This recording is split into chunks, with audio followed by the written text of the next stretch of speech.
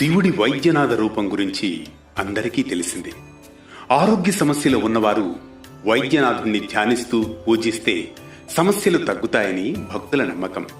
ప్రతి సోమవారం రుద్రాభిషేకం చేసినా చాలా మంచి ఫలితం ఉంటుంది. పాలు, నీరు, గంగాజలం, తేనె, చక్కెర, గంధం, కర్పూరం, బిల్వపత్రం, ద్రాక్ష, పెరుగు ఈ పదార్థాలతో శివలింగానికి అభిషేకం చేయాలి.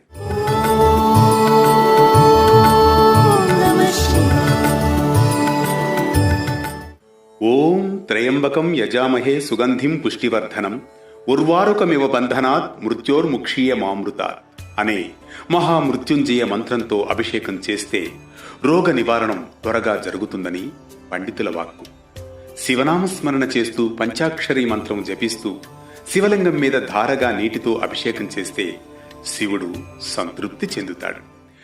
ఓం త్ర్యంబకం యజామహే సుగంధిం పుష్టివర్ధనం ఉర్వారుకమివ బంధనాన్ మృత్యోర్ముక్షీయమామృతాత్. ప్రతిరోజు లేదా ప్రతి గురువారం లేదా సోమవారం రోజుల్లో 108 సార్లు ఈ మహామృత్యుంజయ మంత్రం జపించాలి. దీన్ని జపించడం వలన శారీరక బలహీనత, అనారోగ్యం తొలగి దీర్ఘాయుష్షు కలుగుతుందని మన పురాణాలు చెబుతున్నాయి. ప్రతి సోమవారం శివలింగానికి బిల్వపత్రం సమర్పించాలి. బిల్వదళం పాపనాశనం, వ్యాధి నివారణకరం అని శాస్త్రోక్తి. సోమవారం ఉపవాసం చేస్తూ శివాలయంలో ప్రదక్షిణ చేయాలి. ఇలా ప్రదక్షిణ చేసే సమయంలో ఓం నమఃశివాయ అంటూ జపం చేస్తే రోగాలు తొలగిపోతాయి. రుద్రాభిషేకం చేసే రోజు చాలా వరకు ఉపవాసం ఉండడం మంచిది. ముఖ్యంగా ఉల్లి, వెల్లుల్లి తీసుకోకూడదు. మరో భక్తి రాగం, ధర్మ దీపంతో మళ్లీ కలుద్దాం రేపటి పరమార్థంతో.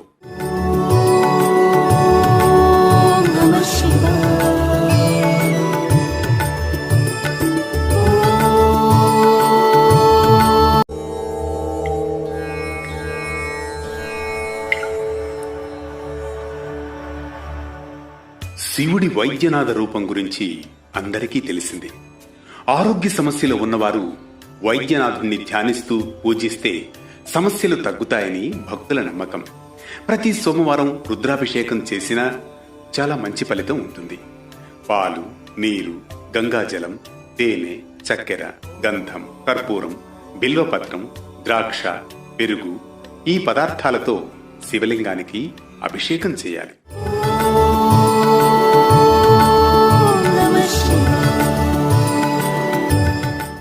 ఓం త్రయంబకం యజామహే సుగంధిం పుష్టివర్ధనం ఉర్వారుకమివ బంధనాత్ మృత్యోర్ముక్షీయమామృతాత్ అనే మహామృత్యుంజయ మంత్రంతో అభిషేకం చేస్తే రోగ నివారణం త్వరగా జరుగుతుందని పండితుల వాక్కు. శివనామస్మరణ చేస్తూ పంచాక్షరీ మంత్రం జపిస్తూ శివలింగం మీద ధారగా నీటితో అభిషేకం చేస్తే శివుడు సంతృప్తి చెందుతాడు. ఓం త్ర్యంబకం యజామహే సుగంధిం పుష్టివర్ధనం ఉర్వారుకమివ బంధనాన్ మృత్యోర్ముక్షీయమామృతాత్. ప్రతిరోజు లేదా ప్రతి గురువారం లేదా సోమవారం రోజుల్లో 108 సార్లు ఈ మహామృత్యుంజయ మంత్రం జపించాలి. దీన్ని జపించడం వలన శారీరక బలహీనత, అనారోగ్యం తొలగి దీర్ఘాయుష్షు కలుగుతుందని మన పురాణాలు చెబుతున్నాయి. ప్రతి సోమవారం శివలింగానికి బిల్వపత్రం సమర్పించాలి. బిల్వదళం పాపనాశనం, వ్యాధి నివారణకరం అని శాస్త్రోక్తి. సోమవారం ఉపవాసం చేస్తూ శివాలయంలో ప్రదక్షిణ చేయాలి. ఇలా ప్రదక్షిణ చేసే సమయంలో ఓం నమఃశివాయ అంటూ జపం చేస్తే రోగాలు తొలగిపోతాయి. రుద్రాభిషేకం చేసే రోజు చాలా వరకు ఉపవాసం ఉండడం మంచిది. ముఖ్యంగా ఉల్లి, వెల్లుల్లి తీసుకోకూడదు. మరో భక్తి రాగం, ధర్మ దీపంతో మళ్లీ కలుద్దాం రేపటి పరమార్థంతో.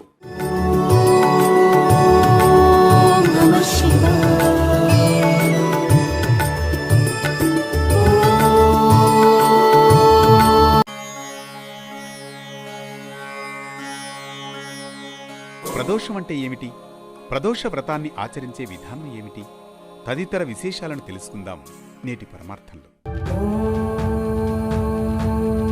नमः शिवाय। ఈ సమయం శివుణ్ణి ఆరాధించేందుకు చాలా పవిత్రమైనది.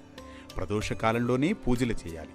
ముందుగా స్నానం చేసి శుభ్రంగా ఉండి శివ పూజను చేసి పవిత్ర కలశంలో శివశక్తిని ప్రేరేపించి శివునికి అభిషేకం చేసి గంధం బిల్వ పత్రాలతో పూజించి అనంతరం నైవేద్యం సమర్పించాలి.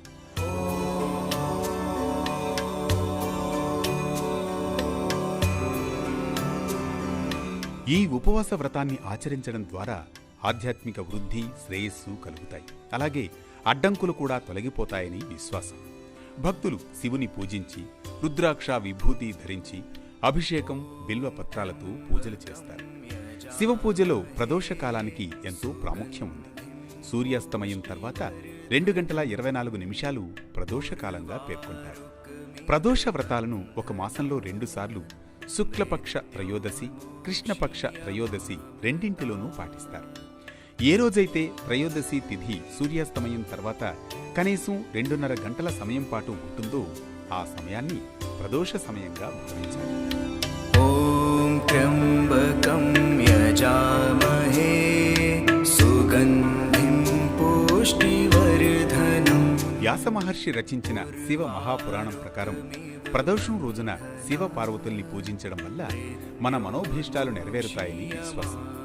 పరమేశ్వరుని పూజకు విశిష్టమైన ప్రదోష వ్రతం రోజున ఆది దంపతులైన శివపార్వతులను పూజిస్తే సుఖ సంతోషాలతో జీవిస్తారని విశ్వాసం.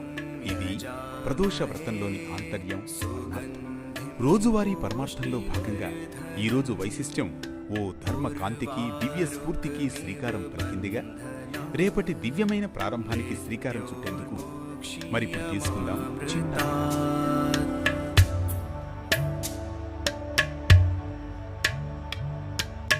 శయన వ్రతం అంటే ఏమిటి? దాంపత్య ఏకత్వానికి వ్రతం ఉందా? ఈ విశేషాలతో సాగేదే నేటి పరమార్థం. जगज्जालपालं गजत्कण्ठमालं शरचन्द्रभालं महादैत्यकालं नभोनीलकायं दुरावारमायं सुपद्मासहायं भजेऽहम्। ఈరోజు అశూన్య శయన వ్రతం.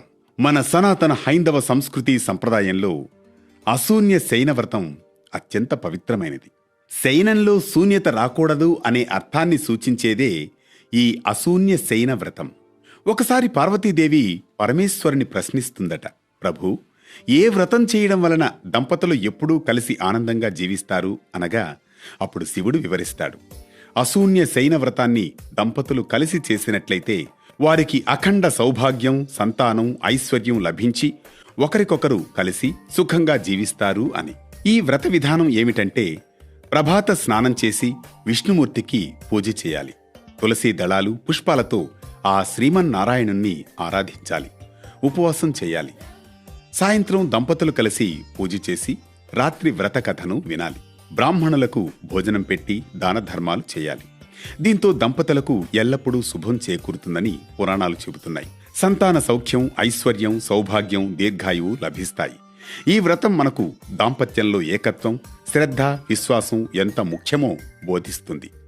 సాయంత్రం సమయాన ఇంట్లోని పూజ గదిలో శ్రీ విష్ణు, శ్రీలక్ష్మి విగ్రహానికి చందనం, కుంకుమ, పసుపుతో అలంకరించి దీపాలు, ధూపం వెలిగించి ప్రార్థన చేయాలి. ఆవు పాలలో తేనె కలిపిన నైవేద్యం సమర్పించాలి. ఈ పూజ సమయంలో శ్రీ మహావిష్ణువు, శ్రీలక్ష్మిని కొత్త పరుపు, దిండుతో కూడిన చాపపై ఉంచే ఆచారం ఉంది. మరుసటి రోజున పేదలకు కొత్త చాప, దిండుతో కూడిన పరుపు దానం చేయడం పుణ్యప్రదమని శాస్త్రవచనం. ఈ వ్రతాన్ని ఆచరించడం వల్ల దంపతుల మధ్య ప్రేమానుబంధాలు బలపడతాయని శాస్త్రవచనం. మన్మధుని సతి రతీదేవి ఆచరించిన అశూన్య శయన వ్రతం సర్వపాపాలను పోగొడుతుంది. భక్తి శ్రద్ధలతో ఈ వ్రతం ఆచరిస్తే దంపతులుగా చిరకాలం దాంపత్య సౌఖ్యంతో వర్ధిల్లుతారని శత్రుదేవ మహాముని శృతకీర్తి మహారాజుకు చెబుతారు. ఇది అశూన్య శయన వ్రతంలోని ఆంతర్యం. మరో భక్తి రాగం, ధర్మ దీపంతో